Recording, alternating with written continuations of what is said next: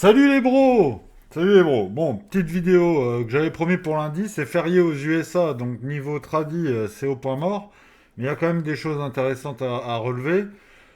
Comme prévu, Trump, il a retourné un peu sa veste, il a discuté avec Van der Leyen, machin Ursula, mon cul sur la commode.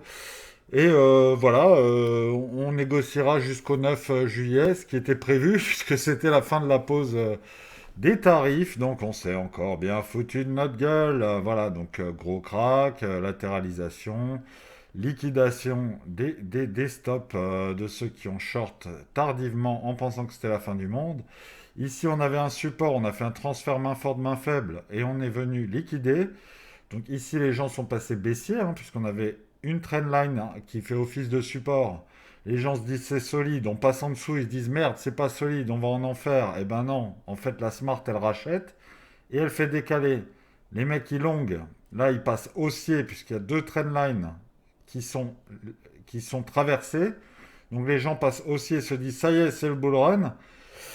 Il est possible que ce soit un autre transfert main forte, main faible. On voit que là, on redescend, mais on a fait une trendline, donc on peut encore monter un peu. Et pourquoi pas finir la mitigation de cet order block ici, et pas forcément aller liquider la TH. Ce qui pourrait être le cas, je vais un peu vite, je suis désolé, hein, si vous n'arrivez pas forcément à suivre tout le bordel que j'ai dans ma tête, je vais essayer de détailler. On pourrait éventuellement chasser la TH si nous sommes dans une distribution. Donc quoi qu'il arrive, ça pue, des scénarios de merde, parce que même si on monte, ça pue. Ça voudrait dire qu'on ait fait le BC, l'AR, le ST, le SO, signe of weakness, et que là on va chercher un UT pour distribuer. Bon, moi mon idée c'est plutôt qu'on va faire la mitigation de cet order block là. Ici à peu près, ouais, on va. C'est pas Dex aussi qui avait parlé de ça, et bon, bah je suis assez d'accord, hein. Je privilégie plutôt le 110 500. On liquide ici, on va à 110 500, on coule. Ça me paraît. Voilà. Et comme vous le voyez, c'est très clair. On y comprend tout. C'est magnifique. Voilà, voilà. Donc, on a.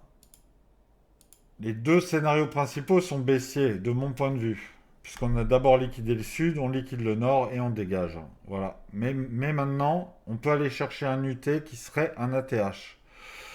Bon, ce serait peut-être pour demain si on va chercher un UT, il faut voir, mais on peut totalement couler aujourd'hui si je me mets en plus petite time frame.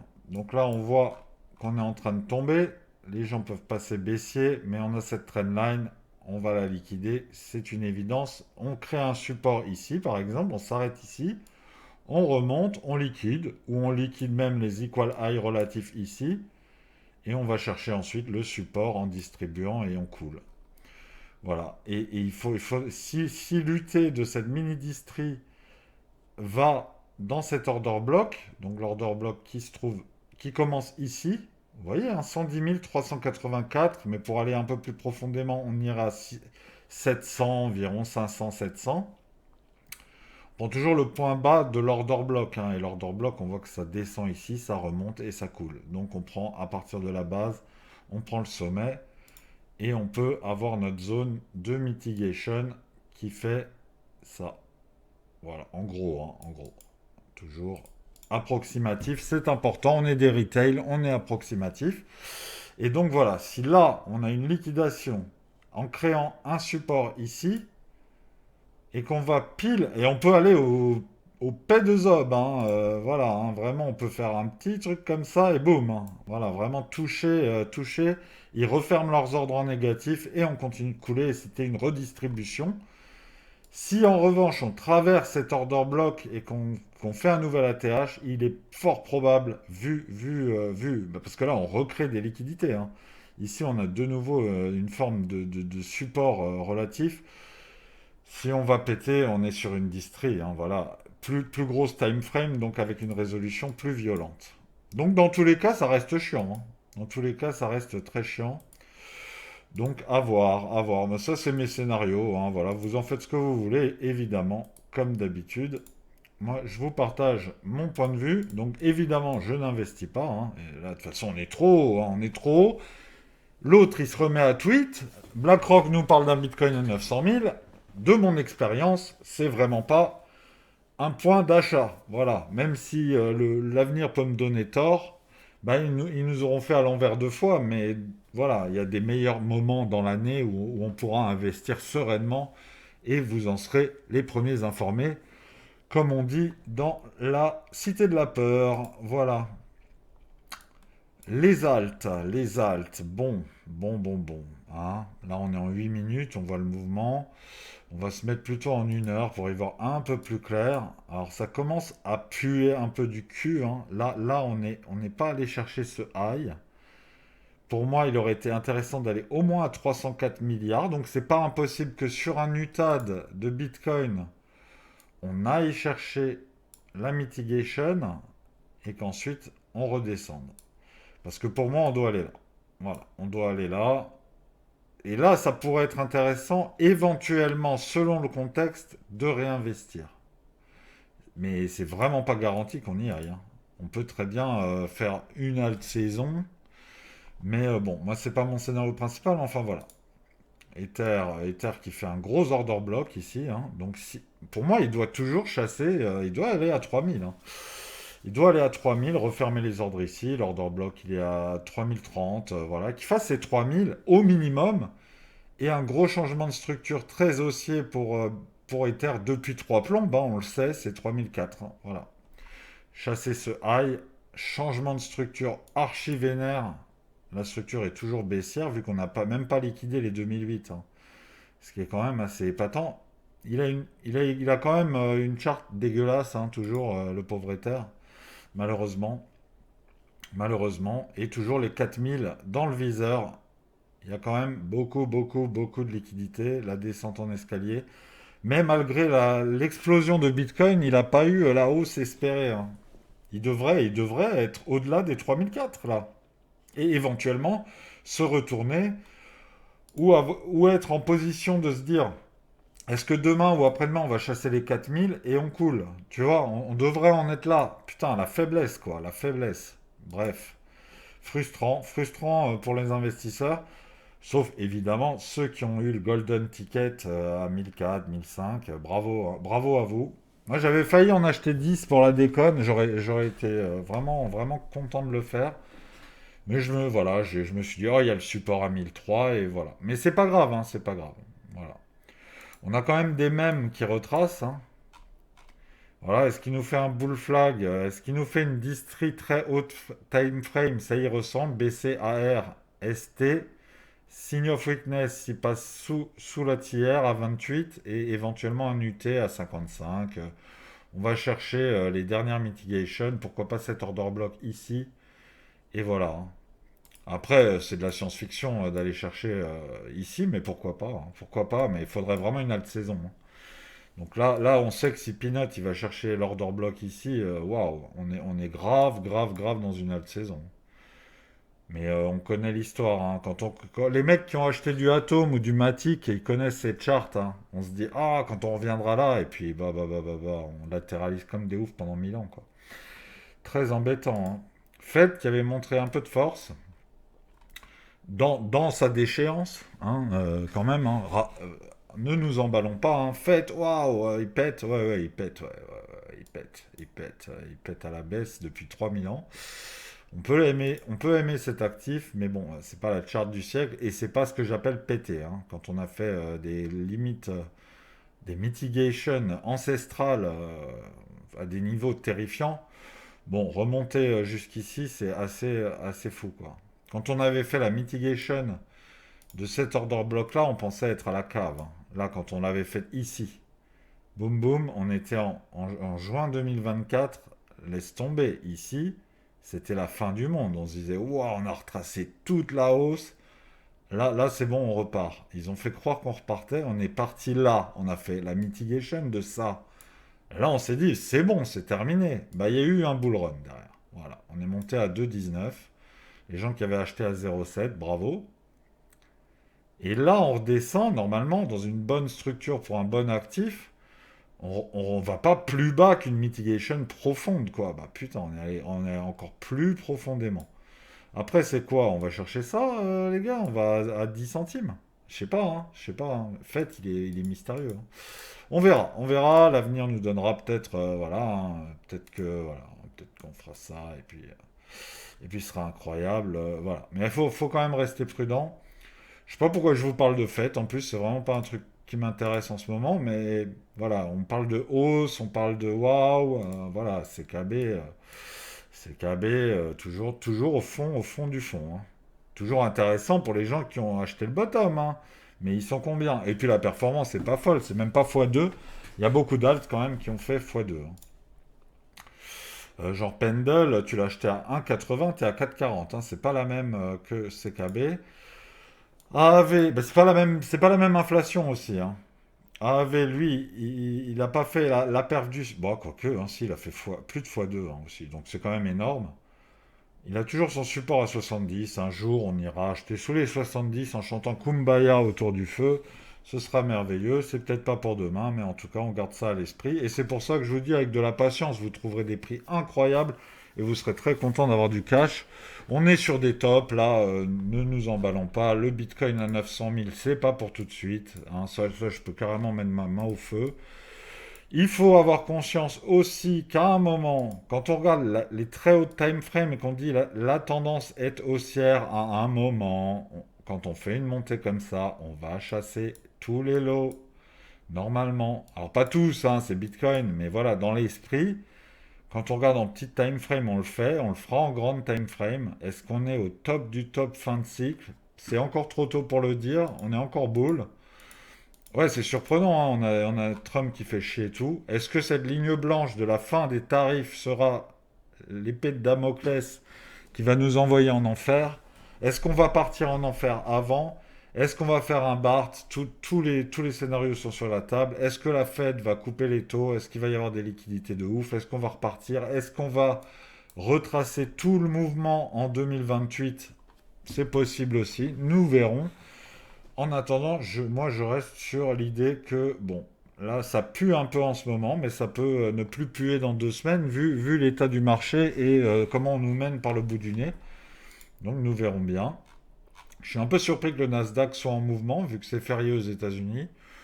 J'ai pas trop compris, mais bon, voilà, il est toujours dans son petit monde. Le S&P, lui, il est vraiment à l'arrêt, hein, SPY à l'arrêt. Les bons à 10 ans à l'arrêt, mais à 4,50, c'est toujours terrifiant. Un DXY à 99. Alors là, je peux vous dire, si BTC Euro, si on a ce truc de faire ça sur le Dixie et que Bitcoin Euro distribue et qui va faire la mitigation, ça va aller très très vite, hein. Voilà. C'est encore une fois une réflexion apportée par Padex, mais c'est très intéressant de le constater possiblement que ça peut être vraiment vénère.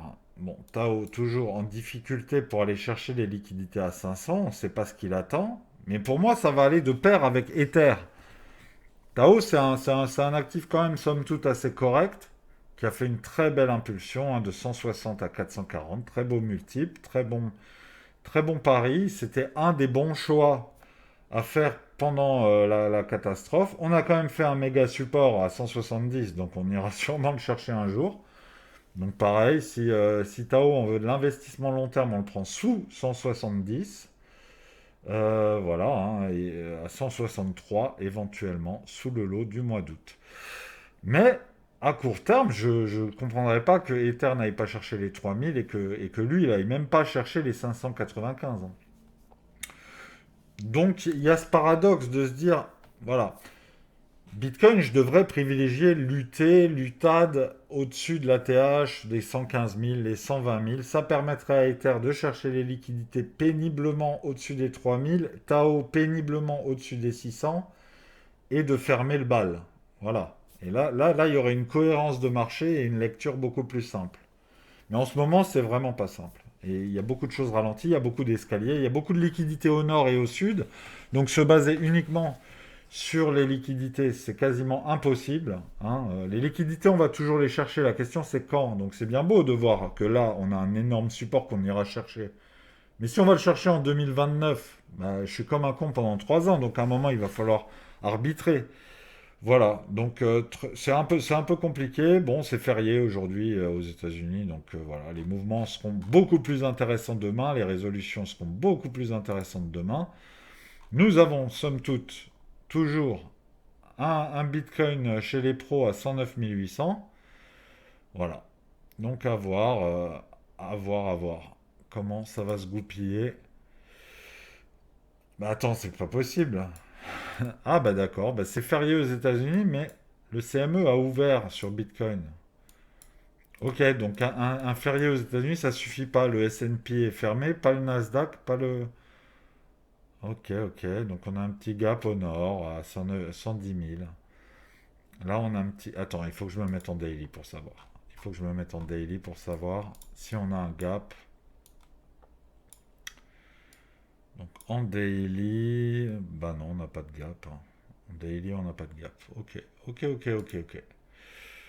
Donc voilà, voilà, voilà. Est-ce qu'on va chercher tout ça? C'est la grande question. Mon scénario reste baissier, mais un scénario baissier peut avoir une hausse. On peut faire un ATH.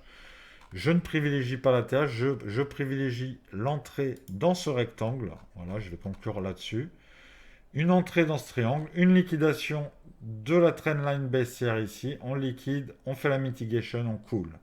Et on va chercher toutes les liquidités qu'on a recréées avec ce transfert main fort de main faible qui, malgré tout, on pourrait retracer une trendline et on peut en tracer plein. Là, on en a pété deux. On monte très lentement. On ira liquider tout ça. Et voilà. On a redonné de l'espoir en gros, hein. Mais on a plein, plein de liquidités. Là, on en a plein. Et après les traits jaunes, c'est la cascade de merdier. Voilà. Cascade de merdier. On a des trendlines qui font des liquidités. On en crée de partout. On redonne de l'espoir. On fait des news contradictoires. On nous manipule. Et c'est chiant, voilà. Mais je reste quand même sur cette idée que Ether doit chercher les 3000, que Tao doit chercher par exemple les 600, ou au moins les 500. C'est un peu moins clair sur d'autres alts. RSR c'était intéressant, je finirai sur lui. C'était très intéressant. J'avais dit dans la précédente vidéo que RSR irait chercher les 82. Bon, bah, il est allé faire la mitigation. Il a créé des liquidités à 82 piles, là, ici, avec. C'est pas des equal low, mais ça fait une trendline qu'on ira chercher. Il a toujours, moi je trouve, des liquidités, là, ici, là, là-haut, c'est un peu le bordel. Ça fait pas equal high, mais bon, il y a sûrement des gens qui ont des stops et qui ont profité de toute la baisse. Ici, pareil, hein, ici, pareil, on a un high ici qui correspond bien avec celui-là. Je comprendrais pas que RSR ait fait un top ici.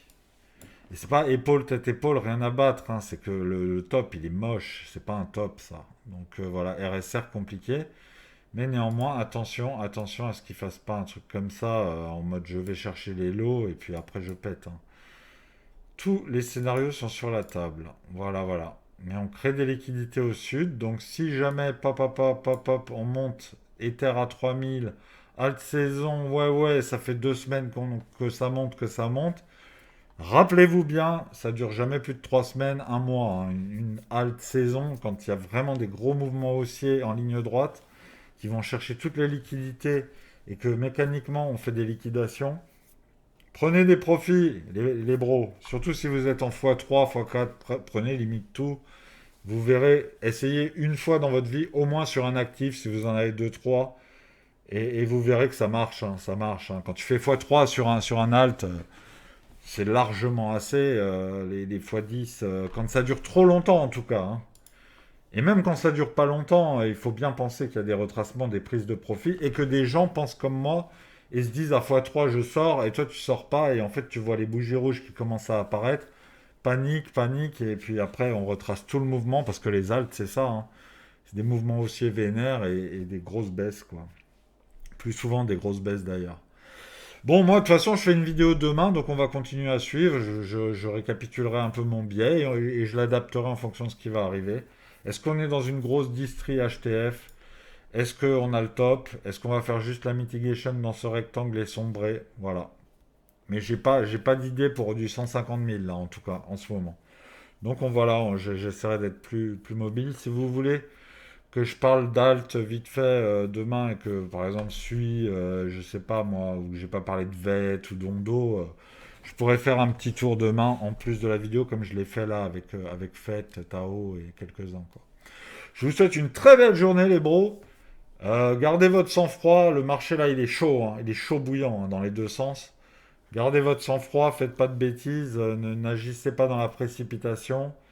N'ayez pas peur si vous êtes en position. Comme vous voyez, on peut avoir peur et puis finalement ça remonte. On peut s'en sortir à meilleurs frais que de vendre dans des grosses bougies rouges. C'est dans les deux sens, hein. Les grosses bougies vertes, ça va pas jusqu'au ciel, mais les grosses bougies rouges, ça retrace, ça corrige, pardon, toujours un peu, hein. Donc voilà, la leçon qu'on peut en tirer. Je vous souhaite une très belle journée. Je vous dis à demain les bros. Salut!